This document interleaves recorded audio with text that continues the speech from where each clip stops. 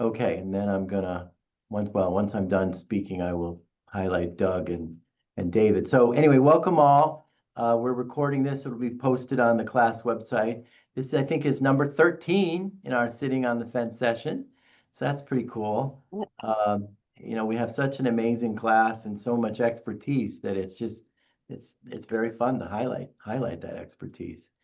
Um, as we are talking about, I've thought about this issue, a lot. I haven't done anything about it, but I read a lot of history, and so I think about these things. And and Doug approached me maybe 2 years ago and mentioned that he had this expertise, and I said that sounded great. And then meanwhile, we put together a sort of academic panel with Doug on it, with his other hat, his astrophysicist and astronomer hat. So I went back to Doug.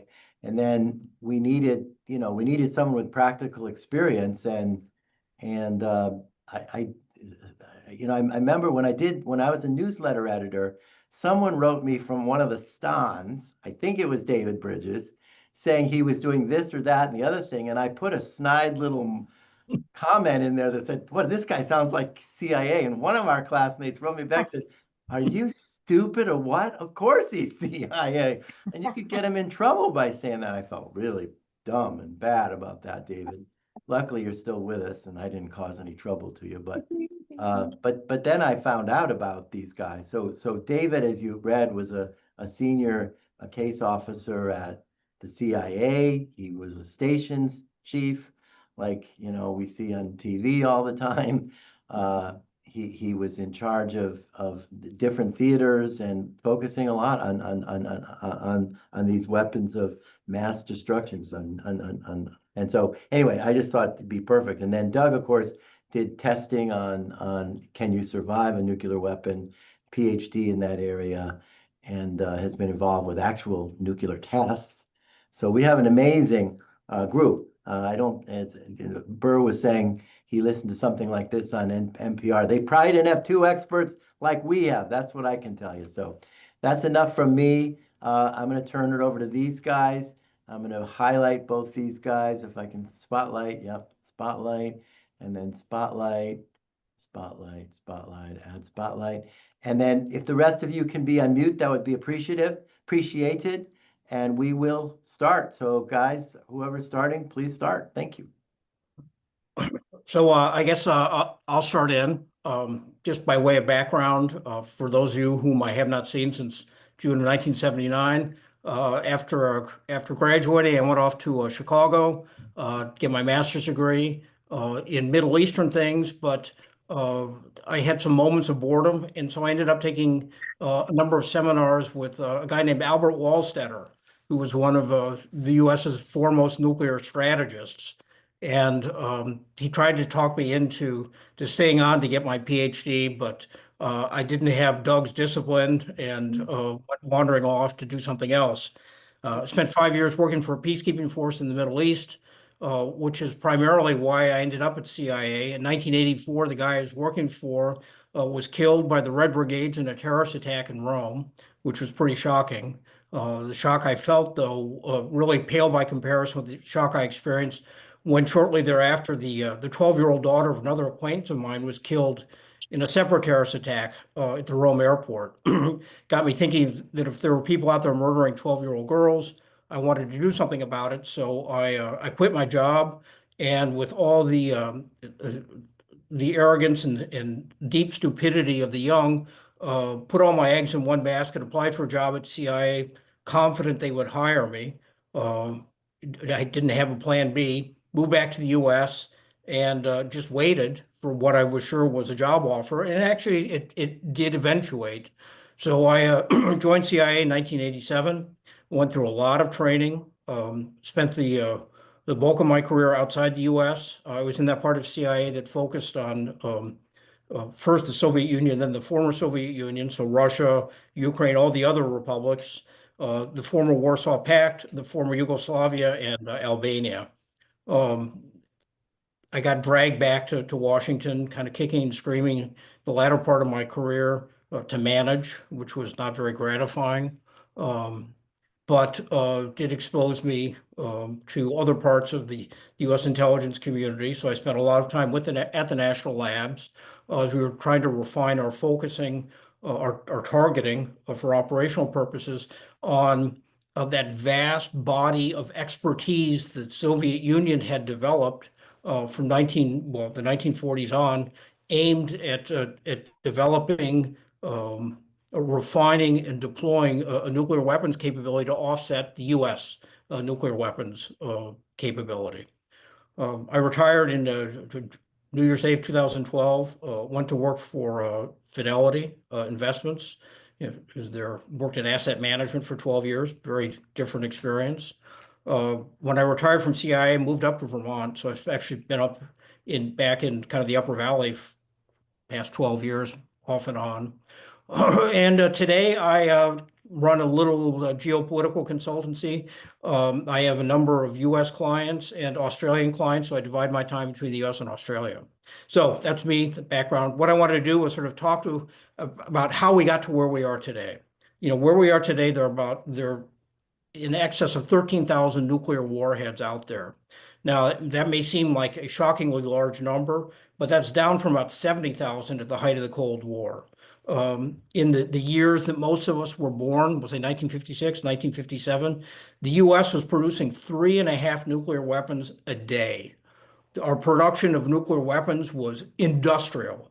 And so too was the Soviet effort, which I said, led to this high water tide of 70,000 nuclear weapons at the height of the Cold War. Put that at sort of the early 1980s. Now, how did we get here? Well, famously during the Second World War, or actually in the run-up to the Second World War, a number of physicists in the US and the UK were alarmed, actually, I should say in Europe too, alarmed at indications that the Hitler regime was working on developing a weapon of unprecedented capability, and urged FDR to do everything the U.S. could to engage and to support a research effort designed to offset or at least neutralize what could have been an overwhelming Nazi advantage. 1939, in fact, they sent a letter to FDR urging the formation of an effort to examine harnessing atomic power. And that led, along with actually a kind of a parallel report that came out of the UK a year later, to the formation of the so-called Manhattan Project, the US's massive scientific industrial effort to develop a nuclear weapon, which led, finally to the detonation in New Mexico of a successful detonation, 1945, of a nuclear device, which was then used 2 times in rapid succession in August of 1945 against Japan, first in Hiroshima and then in Nagasaki. Since then, there's been no offensive use of nuclear weapons, but the growth has been massive. Today, Russia has the largest number of nuclear weapons in the world. They've got about 6,000. U.S. has about 5,500. The other nuclear states out there are the UK, France, China, India, Pakistan, Israel, and North Korea.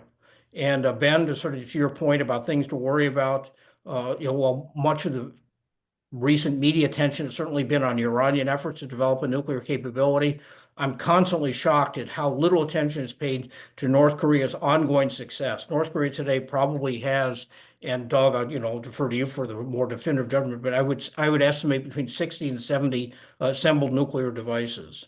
Now, the U.S. and the Soviet Union early on, I think, realized that tactical use of nuclear weapons really was not a viable course of action. Nuclear weapons really take 2 forms. There are strategic nuclear weapons that are designed to advance to sort of the policy and geopolitical objectives of a state. And then there are tactical nuclear weapons that are actually designed for battlefield use. Strategic nuclear weapons are deployed in part of what they call the nuclear triad.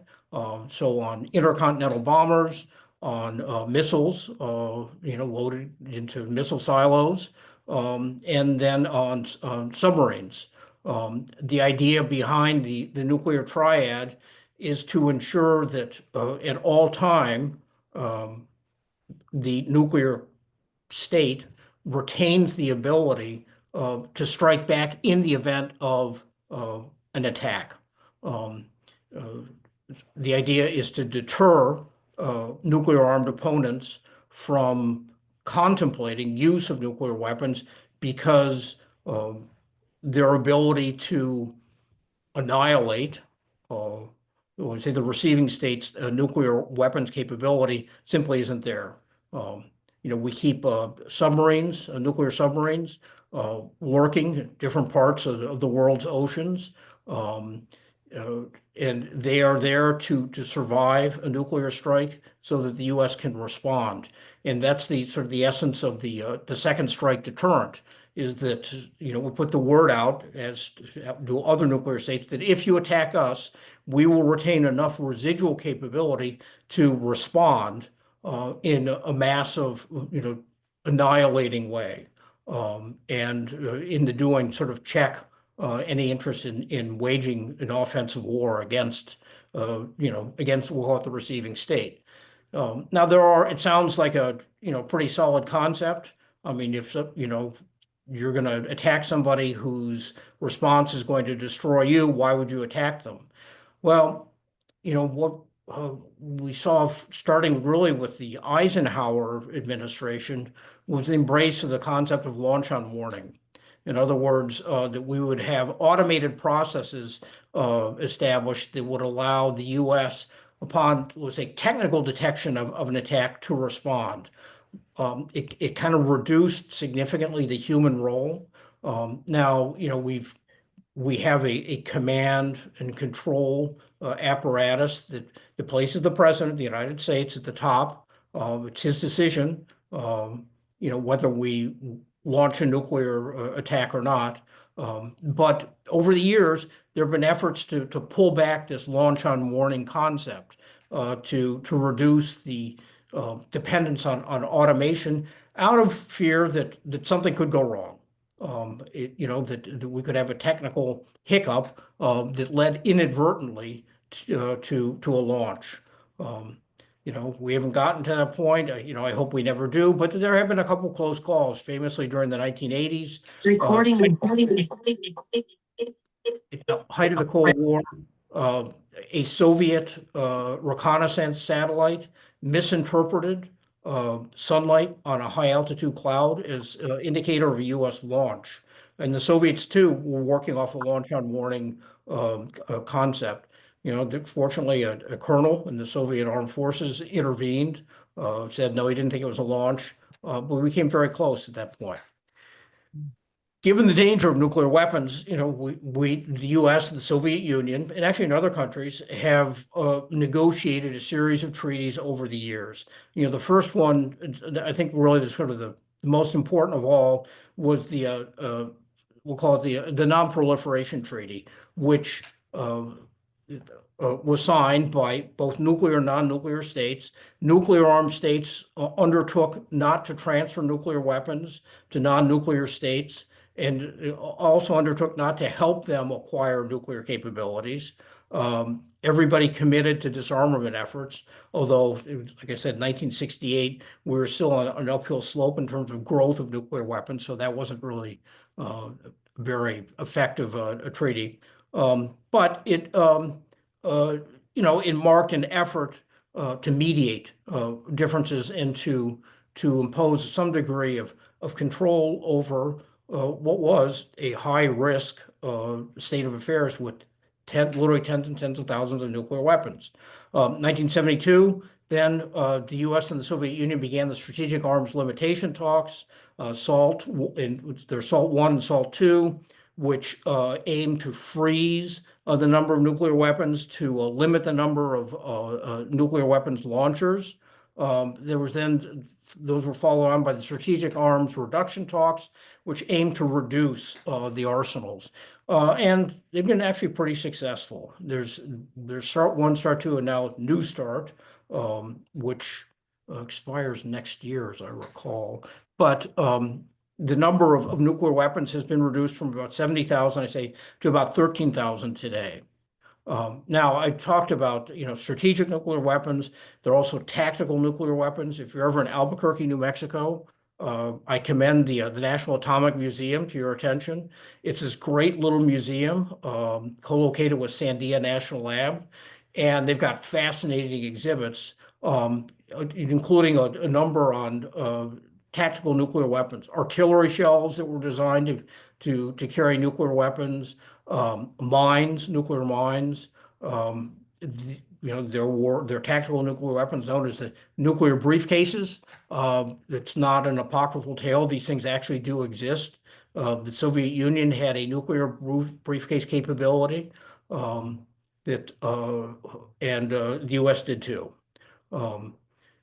We still have tactical nuclear weapons in our possession.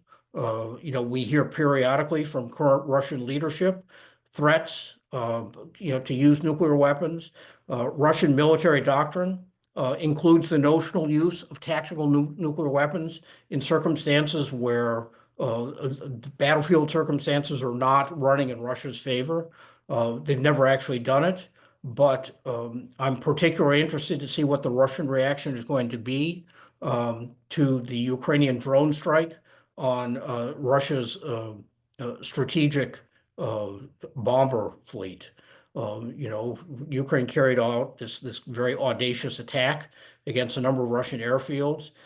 They went after bombers that are designed primarily to carry and launch nuclear missiles, air-to-ground missiles, but they've also been used to launch cruise missiles against Ukraine. The Ukrainians did serious damage to Russia's capability because the bombers they hit can't be replaced.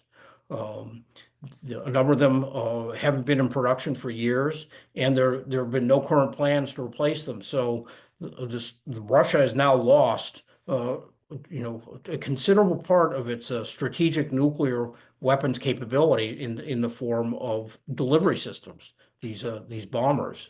And the reaction is going to be pretty ferocious, I think. So, as I said, we had this, this industrial effort to develop nuclear weapons, this corresponding scientific effort.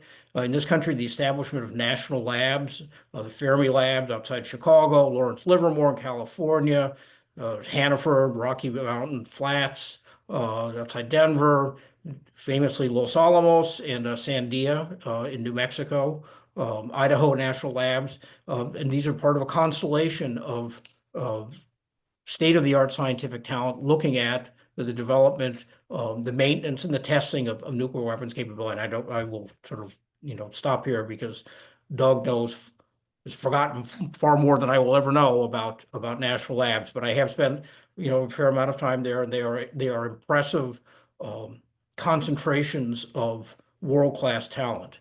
The Soviet Union had a corresponding effort of closed cities, labs, testing grounds.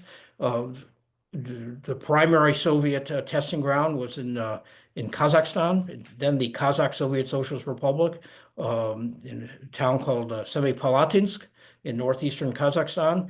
If you're ever in DC, I commend a visit to the Smithsonian Natural History Museum. They have a wall-mounted display in the section of the museum dedicated to plate tectonics that has recorded and replays significant seismic events around the world since the 1940s. And if you find Kazakhstan on the map and you look at the sort of the very northeast corner, you'll see what appear to be serial earthquakes in one spot over and over and over and over and over again. And that was actually Semipalatinsk, and those were Soviet tests. There were thousands of tests. The U.S. conducted over 2,000. Most of ours were the Nevada test site. There were some in Colorado, two in Hattiesburg, Mississippi. I'm trying to remember where else. Well, we certainly had some in the Pacific. The Soviets focused on Semipalatinsk and later on Novaya Zemlya, that Arctic island that stretches off of the northern Russian coast. That's now become their primary testing ground. Ben mentioned, when I was in Kazakhstan, I was chief of station there. And one of the things I was looking at the time were clandestine efforts to access the Semipalatinsk test site by terrorist groups to recover, and we say, radioactive materials. The Kazakhs assured us that there were no such efforts. Finally prevailed on them to get us up there to take a look, and we found that the test site, it looked like the world's biggest field of moles. There were holes everywhere. All sorts of people have been tunneling in to the test sites, and who they were and what they got out, nobody knows. With the collapse of the Soviet Union in 1991, the Soviet talent base was left high and dry. These were men and women who were the elite, the Soviet cadre of physicists, astrophysicists, metallurgists, chemists, and all of a sudden they went from being the elite of society to dumpster diving to survive. There was no plan, for their kind of onward re-employment. The U.S. eventually stepped in, but some of that talent went walkabout. And the sad reality of the world today is there are a number of countries out there that are looking to acquire nuclear capability for themselves. We've mentioned Iran, mentioned North Korea. The number of countries out there though that have attempted to acquire nuclear capability, it's really remarkably large. South Africa did. Argentina and Brazil both had nuclear weapons development programs. Sweden, during the 1960s, was very close to be able to fabricate a nuclear weapon. South Korea, Taiwan, Myanmar, of all countries, had an advanced nuclear weapons development program. South Africa actually developed a nuclear weapons program, probably detonated one in the Southern Ocean, perhaps with Israeli assistance. Turkey's had an interest. The number of countries goes on and on. Today the number of acknowledged nuclear countries is 9, but there are others out there, as I say, who are seeking to develop that capability. And there has been this outwash of talent, which has now been, reinforced by these clandestine proliferation networks, like the one run by a Pakistani physicist, A.Q. Khan. A.Q. Khan was a figure who's been instrumental in the propagation of information, scientific expertise on the development of nuclear weapons. A.Q. Khan played a critical role in helping North Korea in the early days of its nuclear weapons development program, played a critical role in the development of the Libyan nuclear weapons program. A.Q. Khan's laboratory was financed by the Saudis. And so, as I mentioned, countries interested in acquiring a nuclear weapons capability, you have to put Saudi Arabia in there too. A little kind of factoid for you. Missiles have what's known as a circular error probable. That's that radius within which at least 50% of any sort of fired missile can be expected to land. So for precision-guided missiles, the circular error probable is very small, can be a matter of meters. For missiles that carry nuclear weapons, the circular error probable is actually very large, because if you're going to drop one, it doesn't matter if the missile hits in Battery Park or if it hits in the Bronx, the effects are going to be pretty much the same. Some years back, Saudi Arabia purchased 3 sets of Chinese missiles with very large circular error probables and installed them in 3 missile bases they developed deep in the desert. Those missiles are only designed to carry one sort of warhead, and that's a nuclear warhead, which raises the interesting question about Saudi intent. As I said, Saudi Arabia financed the AQCon network. There is a large body within the U.S. intelligence community that believes that Saudi Arabia may have user rights to Pakistan's nuclear weapons. What's interesting is that the Saudi Air Force keeps planes on permanent standby on the Pakistani air bases where the nuclear weapons are stored, which kind of supports that notion. So, we're in a world that's where sort of contending between strategic partners, strategic adversaries, I say, is it's been a little bit reduced, but now we have these new players who feel less bound by the old concepts of strategic deterrence and mutually assured destruction, the Irans and the North Koreas, and perhaps the others of the world. And that's the sort of worrisome part. So what I'm going to do is I'm going to stop here, turn it over to Doug, and I'll put myself on mute. Thanks, David. Your experience and everything you've done is absolutely mind-blowing. It's really, really incredible. So quickly, my background, when I finished graduate school at the University of Maryland, I happened to have been in contact with a postdoc who was at NASA at the time. And just as I was finishing, he had left and gotten a position at a company called SAI, Science Applications. And when he heard that I was defending and finishing, he said, "Hey, do you want to come interview with us?" And, of course, you're looking for jobs. So I was happy to take the interview. And it was a very good company, a great group of people. And at that time, the division of the company was working in nuclear survivability and doing analysis.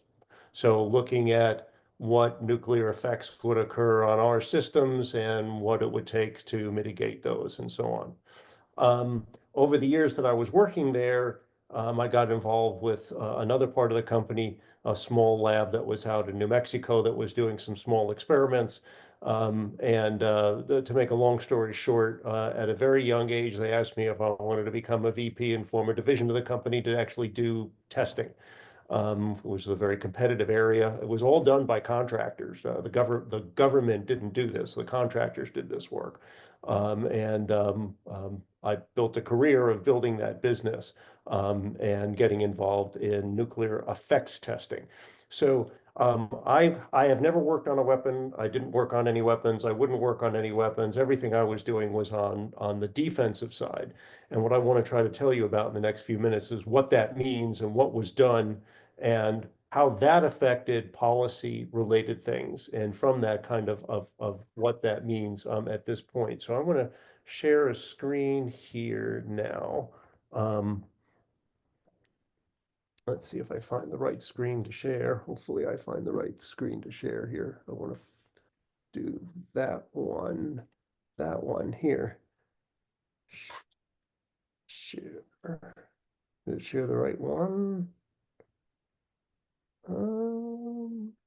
I don't think it did the right one. Let me try that again. There we go.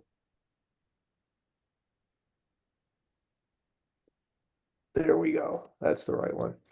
Okay, so when you think of nuclear weapons and nuclear explosions, you usually get a picture that looks something like this, which is a ground burst. This is actually out in Nevada long ago, and that you have this big grand explosion. But actually, the thing is that what happens depends on where one of these things is detonated. And so all of these, whether you detonate one up in space or at very high altitude or at medium altitudes or at the surface or underground or underwater, you have different effects, different things that this creates. So it's not just a blast of an explosion. 99% of the output of a nuclear weapon is X-rays, which means that if you just saw one go off, you wouldn't actually see anything, right? It's pure radiation. That big blast you see for a ground burst is because those X-rays are quickly absorbed in the air, heating the air, and what you're actually seeing is expanding air. The shock wave in the air is the explosion that you see. But up in space, of course, the radiation can travel directly and hit things.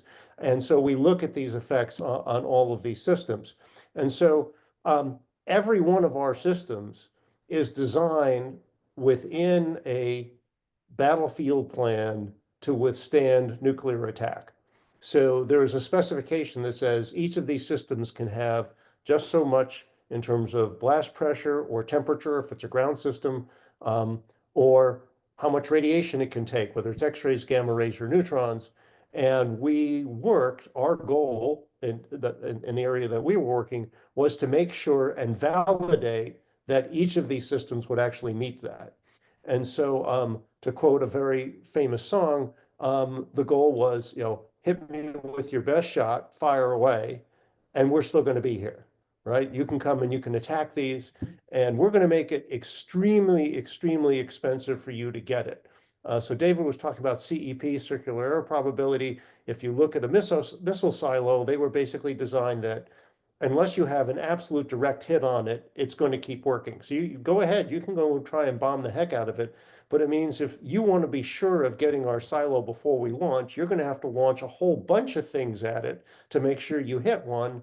And that means we've made it very expensive for you. For one of our missiles, you're going to have many launches. So we make it very, very difficult for you to get to our systems.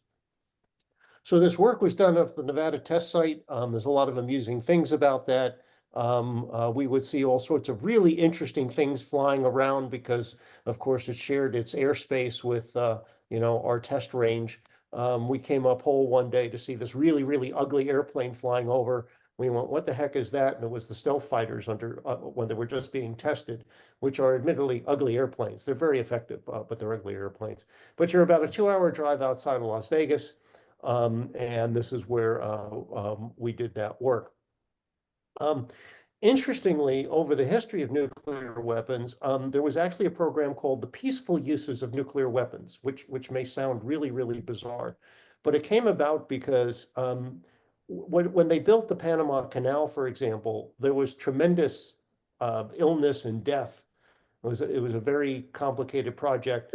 And there was a simple idea. Well, the next time we need to build a canal, all we'll do is bury a whole bunch of nuclear weapons along the length and set them off, and it'll dig, a nice big channel for us. And we actually did a test like that. It was called Sedan. And in Nevada, they buried a moderate yield weapon and set it off, and they created this crater.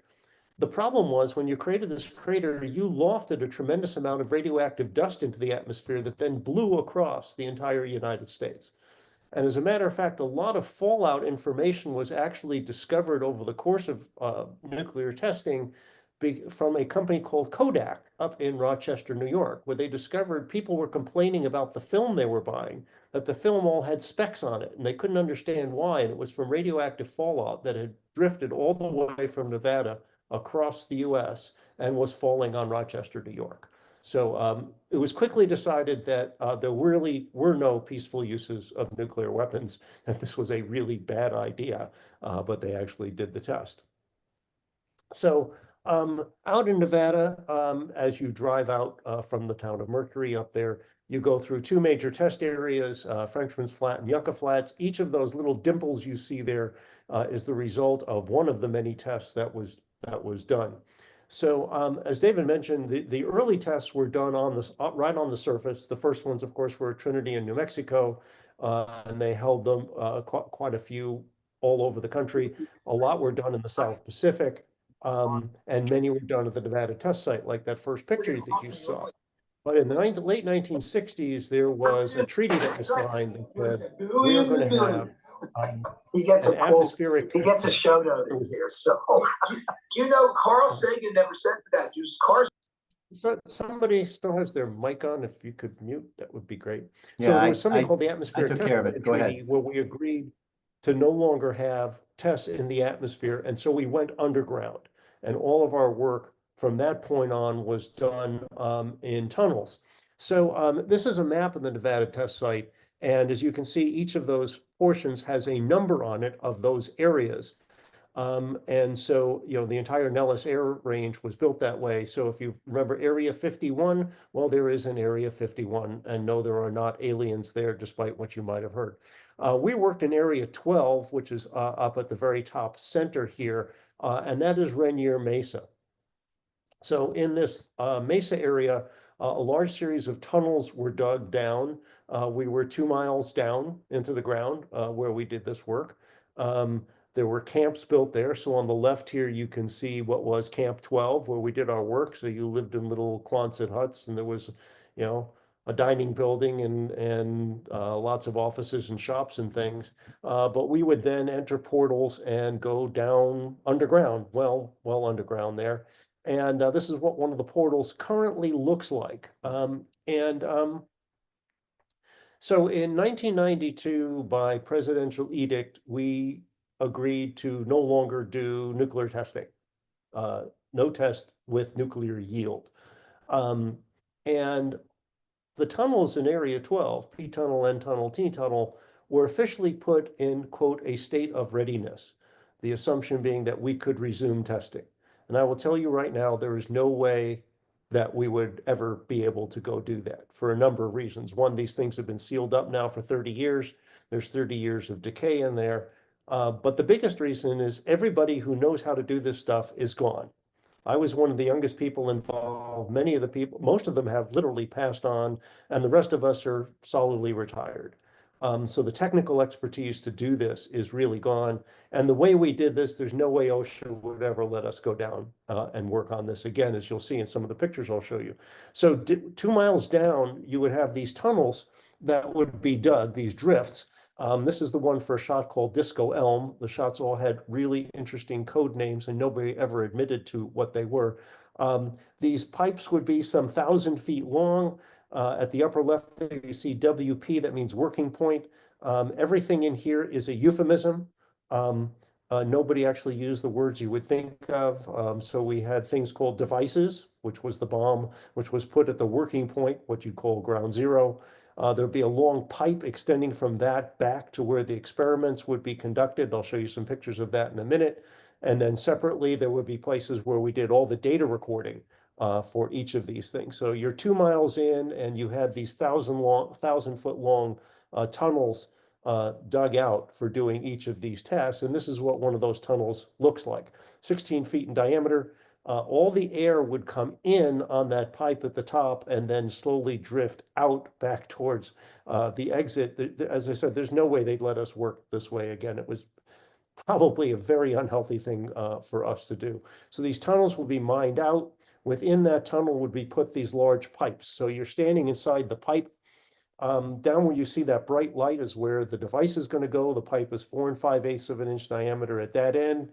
It expands to 0.17 inches per foot, in this case for 864 feet, to where you're standing into a test chamber that's a little over 12 feet in diameter.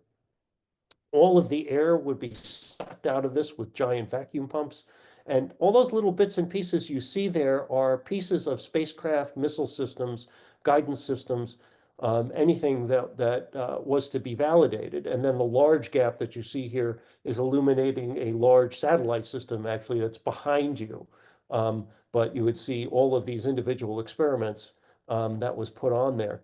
And then behind you would be a set of further pipes bringing radiation to other tests that needed to be done. So the box you see to the lower left and the pipe to the upper left were efforts that we did. We were contracted on each shot to actually measure the radiation output as a function of time and as a function of energy to be able to use to validate what the radiation exposure actually was to each of these systems.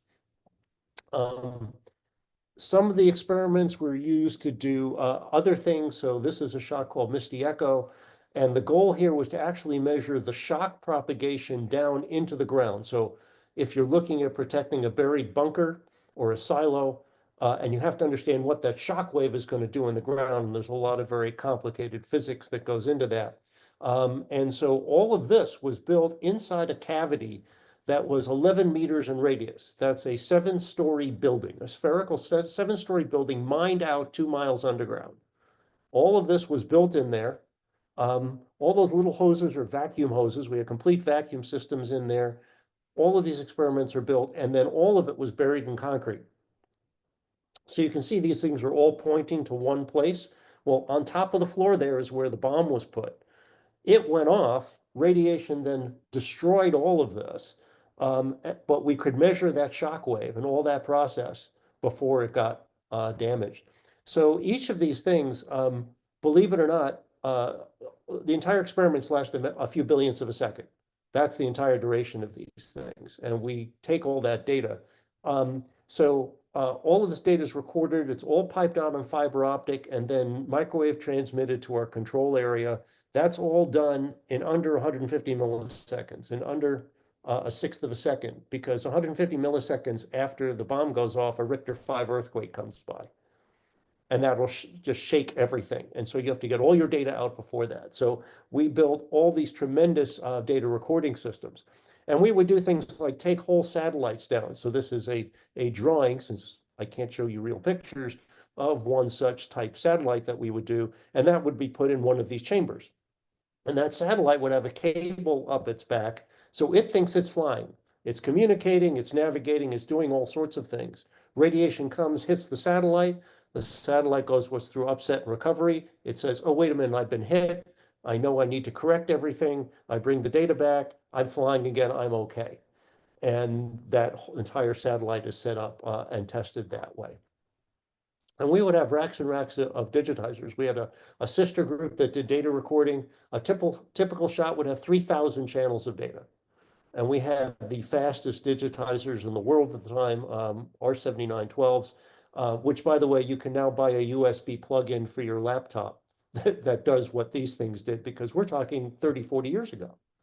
And indeed, one of the big issues you have to look at that David didn't really get to touch on is when we were involved in this work, the computations that were done on Crays and CDCs, big supercomputers, because you needed that in order to do the models and calculations. And that allowed us, the US, to control a lot of stuff, because you needed that kind of technology to do the calculations, to build anything or to test anything or to validate anything. Well, now you can do it on your phone. Your phone has more computing power than the stuff we had back then. The laptops you're watching this on have more than enough computing power to do the kind of radiation transport things that we used to do on Crays. And that's a problem, right? It's now possible for individuals sitting in any country with open source scientific data, which is easy to get, to figure out how to build things that 30 or 40 years ago, they would not have been able to do. And that's a very serious issue. And so computing power, which lets you do cool things, also makes it possible for unfriendlies to do things. And David mentioned the breakup of the Soviet Union. A little side story here. We held our meetings in Las Vegas as we would be planning each of these shots. And you do your usual thing. You fly into Vegas, you go to the hotel, you get up in the morning, you turn the TV on while you're shaving and getting ready to go to the meeting just to get the news. And I turn on the TV on, and holy crap, there are tanks in Red Square. And you're like, oh my God, this is not the time to find out whether all the work we've been doing is really going to work or not. Because at the time, none of us knew who was controlling what, right? And you're looking at things across many different countries in Europe, right? And who was controlling and what was really happening out there. It was a very scary time in trying to understand what was really going to happen with all of that. Now, since that time, a number of things have happened in the country. One is we're no longer testing. And there's a lot of moving parts in a nuclear weapon. They're very delicate things. The high explosive that has to go off to compress the pits, the material within those plutonium pits, which are not, by the way, just a piece of plutonium. There's a lot of different things that go in there. Very highly classified, but they're, it's exactly how those things are designed. So if you want to be sure that those things are going to work, a lot of that is now done by computation, because we don't do those tests anymore. There are simulator systems that are used to generate radiation to test things, but that's a whole interesting area, because again, all of us who knew how to do this stuff, we're not here anymore to do that. And one of the big projects that's going on now is an effort to update and replace the plutonium pits in our fielded weapons. And that's being done at Los Alamos. They are hiring like crazy. They're in the process of hiring 3,000 people. And there's a big issue up there in economic development of like, where are these people going to live? And how is this all going to work? with the intent of actually refurbishing most of our fielded nuclear weapons that are out there. So there's a lot of interesting politics you can think about that and what that means. And this is Los Alamos. The picture on the right shows you the city of Los Alamos and the lab out on the mesa in the upper left. There's the lab. If you're really concerned about this, I think you should be, because there are some people who might actually go and use these things. There is a treaty that says there will be no weapons up in space, but Putin has already said that he's considering launching some anyway. Treaties are only good if people actually follow them. And it's not entirely clear to me that some of these folks are actually going to follow and continue to do the things that, you know, a prior administration agreed to be doing. And I think that's a real concern.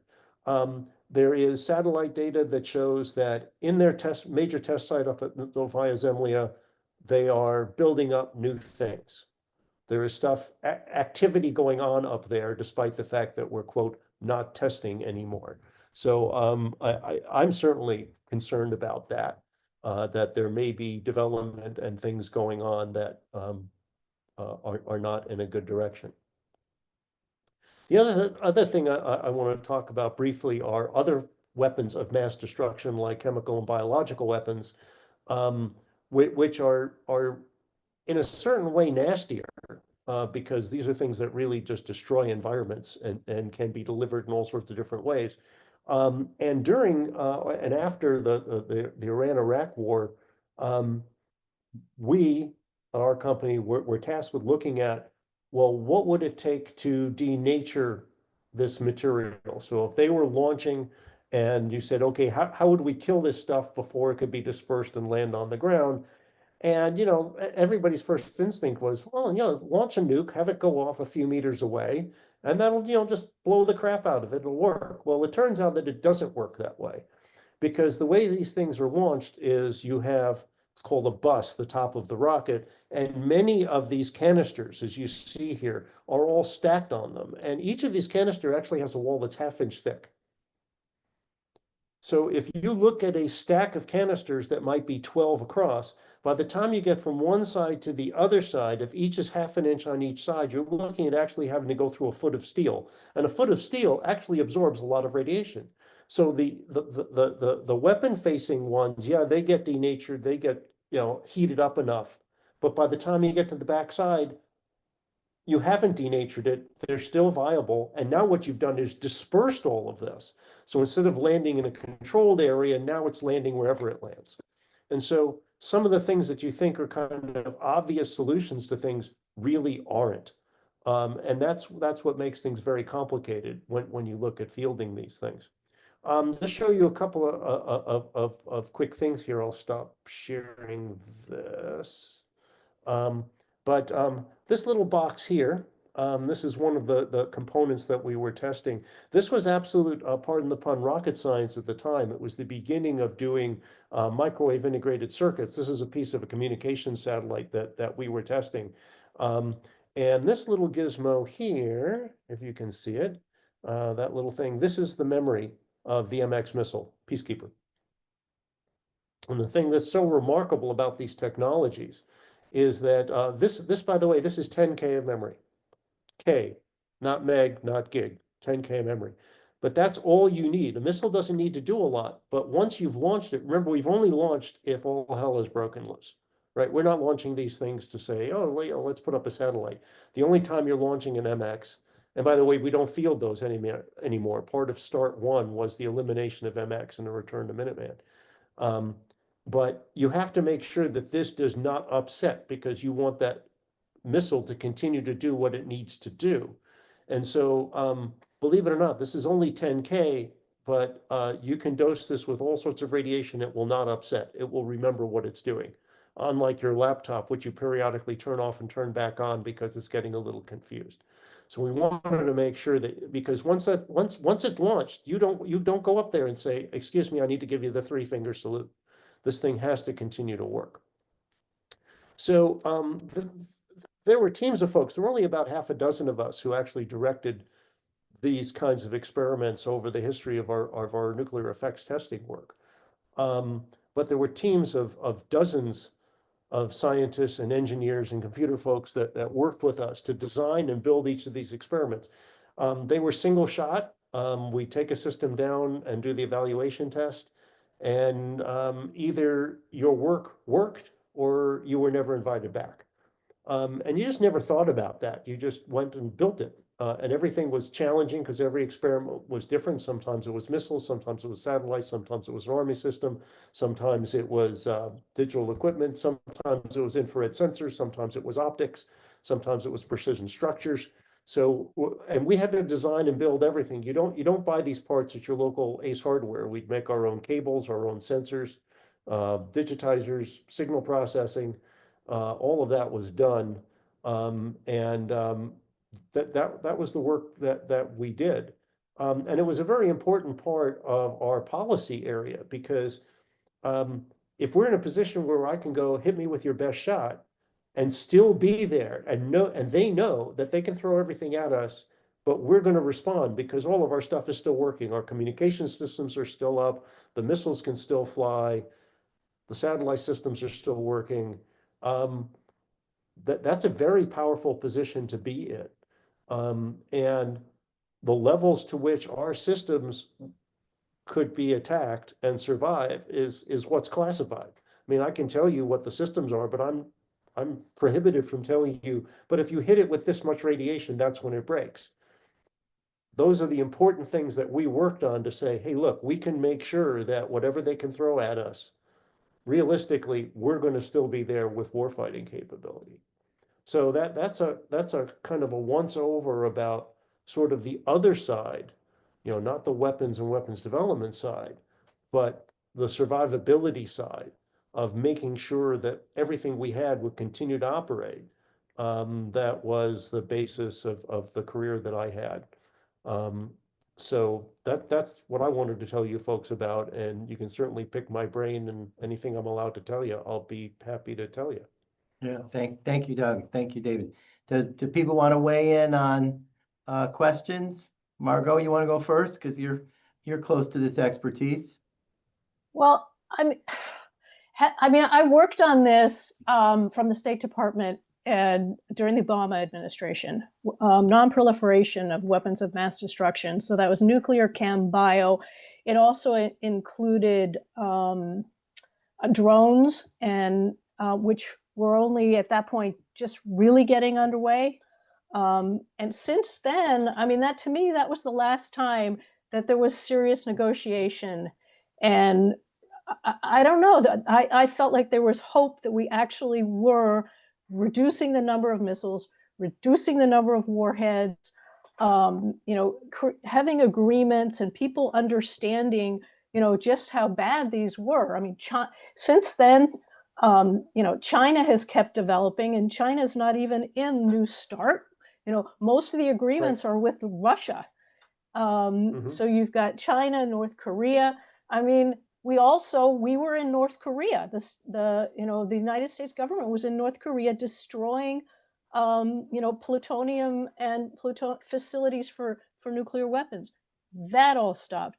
We had an agreement with Iran. It wasn't a wonderful agreement, but it was an agreement, and they stopped, and everything, all the production came down. I don't see the will now with everything that's happening geopolitically. And Russia-Ukraine war, Russia wanting to at least keep that threat of using tactical weapons on the battlefield out there. The Iran agreement, I don't really see that our administration now is very serious about those negotiations. They keep changing the deals, or certainly that's what I see in the press. How do you feel about what's going on? David, you want to take a crack? Yeah, let me say that the U.S. batting record where preventing states that want to acquire nuclear weapons from doing so is very poor.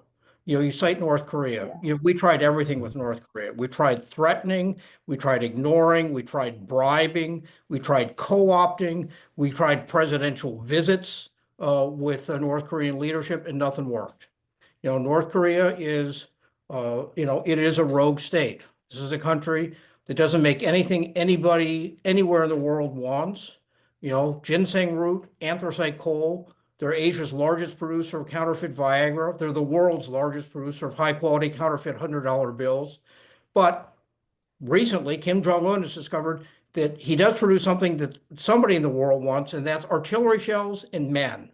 And he's been shipping them off in large quantities to the the front lines Russia. in Ukraine, Great. and inducing a reverse flow of Russian energy and Russian scientific expertise. A couple months ago, North Korea announced they was going to be building a nuclear submarine. North Korea has been developing, a three-aspect nuclear weapons capability, an intercontinental ballistic missile launch capability designed to keep the U.S. Targeted, a shorter range ballistic missile capability that's designed to hit regional targets, and a submarine launch ballistic missile capability. And so people laugh. North Korea submarines. We know we just had that example of the North Korean destroyer that fell on its side when it was being launched. How serious is this? Well, here's the fact. North Korea has the world's largest submarine fleet. Believe it or not, North Korea has a lot of experienced submariners, and North Korea has now been able to induce a flow of Russian expertise in developing nuclear submarines. With our batting record, are we going to be able to prevent North Korea from making significant advances in nuclear weapons capability? I'm here to tell you the answer is probably not. I then mentioned this outflow of talent. I spent my career, by myself on the sidewalks of the world, meeting really shady characters, a lot of whom were engaged in trying to put together or acquire the technical pieces needed to begin fabricating nuclear weapons, but also looking to recruit the scientific talent. And they weren't having a hard time because the obstacles that they faced were not really serious ones. You make an excellent point. We've kind of taken our eyes off the target. We've taken our eyes off the issue. There are lots of things out there to distract us, but this is a critically important issue that requires sustained U.S. focus. Because if we don't focus on it, let me say, nobody else in the world is going to. Let me bring up one other aspect. To go back to an early part of my career during the Reagan years, they created what's called the SDI program. So the goal was, okay, well, anybody can build whatever they want. We're going to have this wonderful thing that'll kill it before it can touch us anyway. Isn't that great?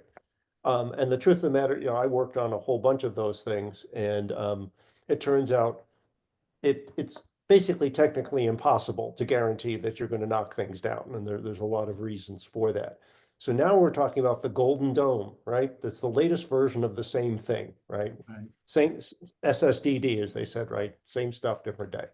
And I was just, a number of my grad school classmates were also involved. In fact, Dave, I don't know if you knew Parney Albright when he was the head of Livermore, but he was a grad school classmate of mine, and he ran Livermore for a while. He built the Homeland Security Department under Bush. And we periodically get together and have chats sort of like this. And we were talking the other day when the Golden Dome thing came out, and we're all shaking our heads because we're like, this isn't going to work. It can't be done. Not what they're talking about. Cannot be done. There are lots of reasons why, and you can look at how much energy you have to deliver and what pace you have to do it, and where how you'd have to launch it. It's not doable. And despite the fact that it looks like good press, because you're going to say, well, we're just going to put this up there. It's going to protect us from everything. If you could do it, it's potentially highly destabilizing, because then everybody looks at it and says, well, we can throw everything and you're just going to blow us up because nothing's going to happen there. So it becomes potentially very destabilizing. And then from a technical standpoint, those weapon systems, that you just can't do it. You just can't get there from here. But Does someone else have a question? It sounds great politically, but it doesn't work technically. Let's see if someone else has a question. Go off mute and say something if you like. I have an unrelated question, Oh, Carol. but it's a serious question. David? Yeah. I don't know. This is Carol Gaig. Hi, Carol. Hello. I remember the thing I remember most about you, forgive me, is that you could pack things into a suitcase, more things into a suitcase than anyone I've ever met. And I remember that. And my question is this: how in the world did you get where you are now? I mean, I thought you were going into the Foreign Service or some such. And look at this.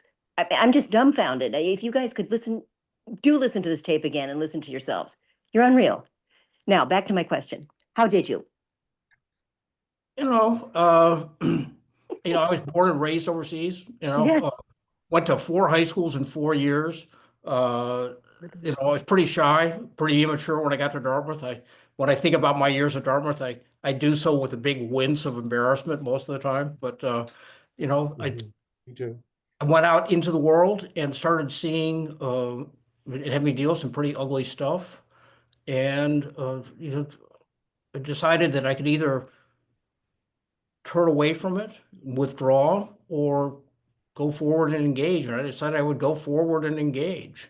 And I was lucky to be working in the midst of a remarkable body of men and women with really unique capabilities and expertises. And it just, I don't know, I've had a gratifying life, somewhat to my surprise, because I never had much of a plan. And I've been able to meet some really remarkable people around the world. A few saints, a lot of very brave people with feet of clay, and a lot of really scary people that you would never, ever, ever want to turn your back on. David, how would they describe you in a few words? Do you know? There was a director of Central Intelligence who said that the ideal CIA officer is the guy who could never get the maitre d's attention. And I like to think that I'm that guy. Right. Good questions. Good questions. Someone else with a question for our guys or observation? Annie, go ahead. So do either of you guys have grandchildren, and what do you tell grandchildren, knowing what you know? Dog? Well, I don't have grandchildren. We just have cats. But so I don't have grandchildren to talk to. But when I do talk to other people, if this topic comes up, I tell them this, basically what we're talking about here. My thoughts that these are things that we should be concerned about, and if there's a technical question that comes up, I do my best to answer it. So that's what I can do. Yeah, I don't have grandkids either, but I do have kids, and I took my kids with me wherever I could. There were a couple of places where it's just too dangerous and I couldn't, but I wanted them to see the world, and I wanted them to understand that they shouldn't be afraid, that there are some things out there that look frightening, but the worst thing you can do is turn your eyes away from them. They really deserve to have both your eyes focused firmly on them so you can understand what's going on, so you can develop a way to cope with them and deal with them and sometimes perhaps mitigate the effects.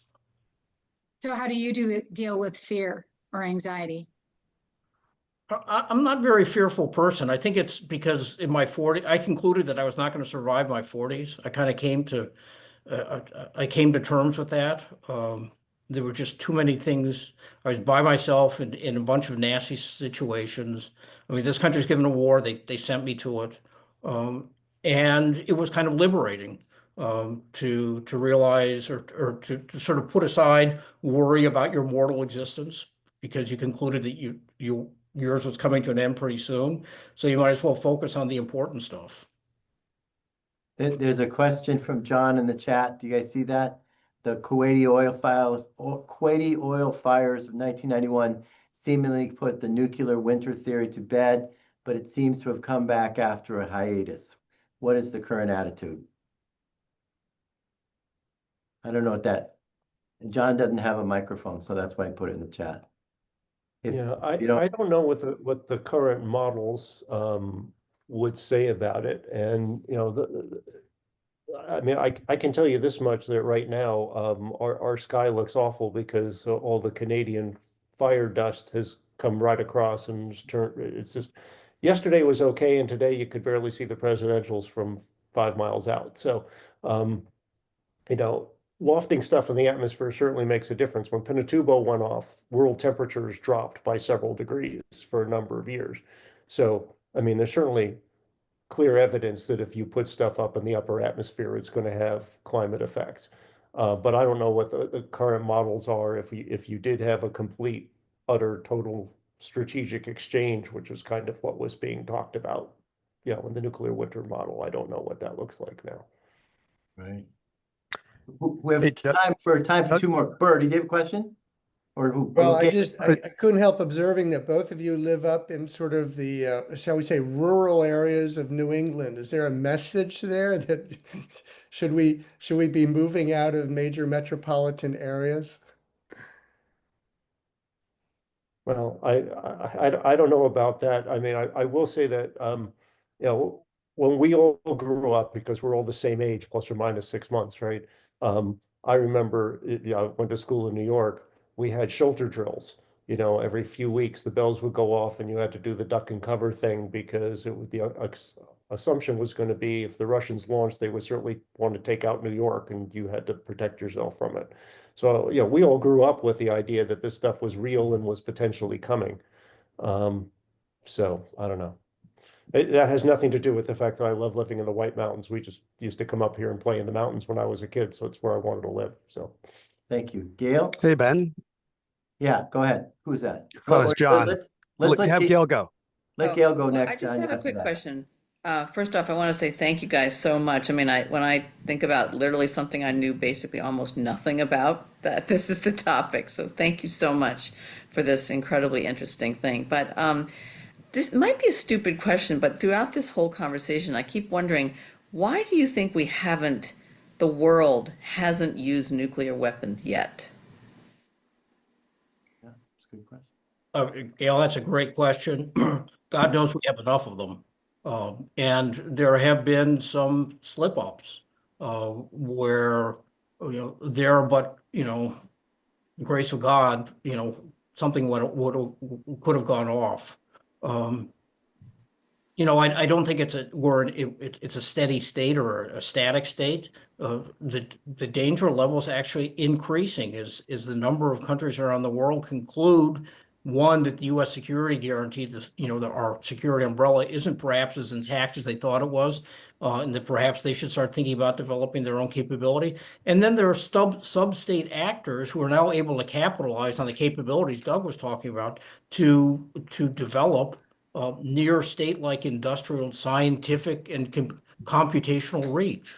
So you know, just because it hasn't happened in the past doesn't mean it's not going to happen sometime in the future. I think one of the things and one of the changes, and David mentioned this a little bit before, that if you have two groups that are opposed, but they are culturally similar, then you have similar values. So if I come to you, Gail, it's you and me, and, you know, it's the old Jack Benny line when somebody came to say your money or your life, and he says, I'm thinking about it, right? It's the Jack Benny joke. But the point is, if I come up to you and I threaten you and I say, well, do this or I shoot, your value is I want to survive, right? So if you're holding a gun and I'm holding a gun, we tend not to shoot each other because we believe that dying is a bad thing. Other cultures don't think that way, right? That sacrificing yourself is a good thing.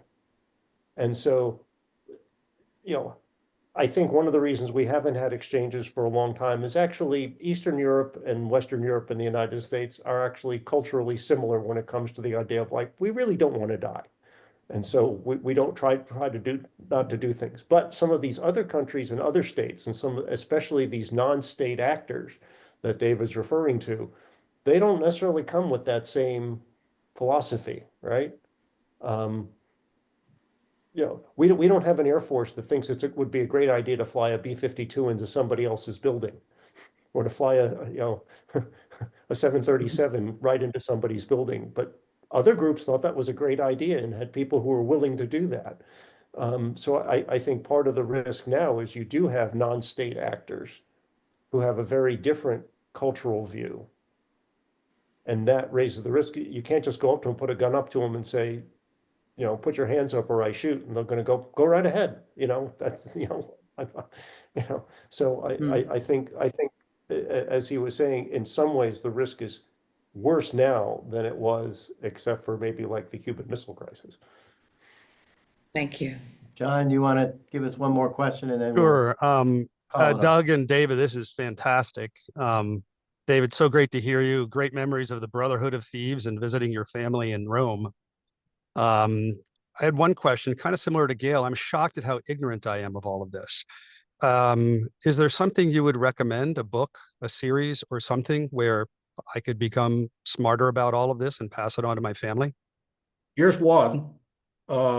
It's got its flaws, but it's recently published, which it lays out a kind of a speculative scenario, but it touches on most of the points that Doug and I have been trying to make this evening. Richard Rhodes wrote 2 histories of the development of atomic weapons and nuclear weapons. And there's another book put out by Yale University Press on the Venona Project. The Venona Project was an effort the U.S. mounted against the NKVD, Stalin's secret police, to break into their classified message traffic during the 40s, and with some success. And it provided the U.S. and the U.K. with some really interesting insights into the nature of Soviet espionage, particularly against the U.S., the Manhattan Project. There are 4 books for you. The nuclear war one is pretty good. It'll keep you up at night. I'll go. Thank you very Yeah. much. That one was recommended to me, and I didn't know whether that was something that the experts really approved or not. Thank you so much. This is fantastic. There was a guy named Frank Shelton who was very involved in the nuclear effects testing area, and he put out a very thick, detailed memoir called Reflections of a Nuclear Weaponeer that covers all of these things and all of the testing and all the things that were done there. So that's another good one that I'd suggest. Another thing that's interesting, that's another aspect of all this, are accidents that have occurred. There's a famous incident when somebody dropped a wrench, punctured the side of a Titan II in a silo, which basically allowed the hypergolic fluids to meet, and the thing exploded and just fired the nuclear warhead out of the silo several hundred yards. There have been a number of crashes of nuclear carrying aircraft. There are other ways that this stuff can become a problem. Luckily, things were durable enough that nothing bad happened in those incidents, but there's a whole series of incidents. There was a whole nuclear capable Russian sub that sank with its warheads. So, I mean, there's a lot of this other stuff that happens too, and there are books out on all of those incidents. Okay, a well, whole other aspect. I'm And sure there. if you go to Go ahead, the Dave. you go to the Atomic Museum in Albuquerque, there's a missile that contained a warhead, and it's got a big dent in it where somebody dropped it from considerable height. It didn't detonate, but it's kind of a memorable sight.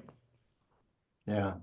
Well, there's lots of questions, I'm sure, to keep us up late at night. And just like, I think one of the things that resounds to me, Doug, is what you said, that the people who really know this stuff are either dead or retired, and they're just sitting out there in crazy ass places, and that's what keeps me up, but what do I know? But anyway, I try to get these things done by 6:15, so I'm going to do that tonight too.